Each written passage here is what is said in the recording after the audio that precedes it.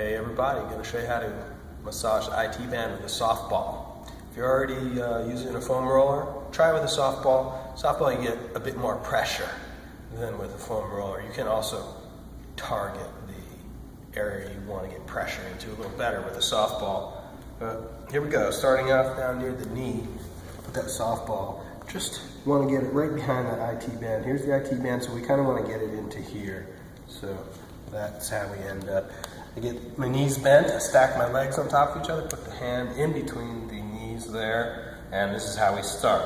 If you don't need a whole lot of pressure, but you might not need it first, just come on down to the elbow here, forearm, and get comfortable. Next, I kind of make a pivot point with the ball of my foot, so that this is on the floor, that part of the foot. That lets me wiggle, moving the heels there. And of course this makes my legs go this way, back and forth, which makes the pressure of the ball come and kind of dig in a little bit across the fibers. The direction of the fibers of the IT band would be like that way, so we're going to kind of get the ball to go a little bit like that by wiggling the feet. Start down about at the knees and kind of wiggle a little bit. If you need more pressure, get up on that back hand and your straight arm, and then you can push this hand down onto that knee, and that gives you a lot more pressure.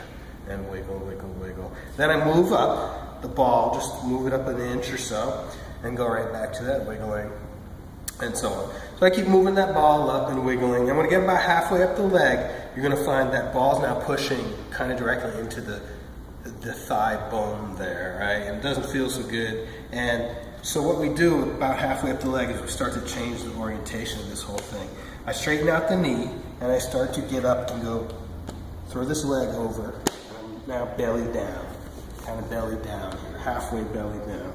Now the ball is actually now more in the quad. It's not down here, all right, because you have bone here now, so we have to move up into this stuff now.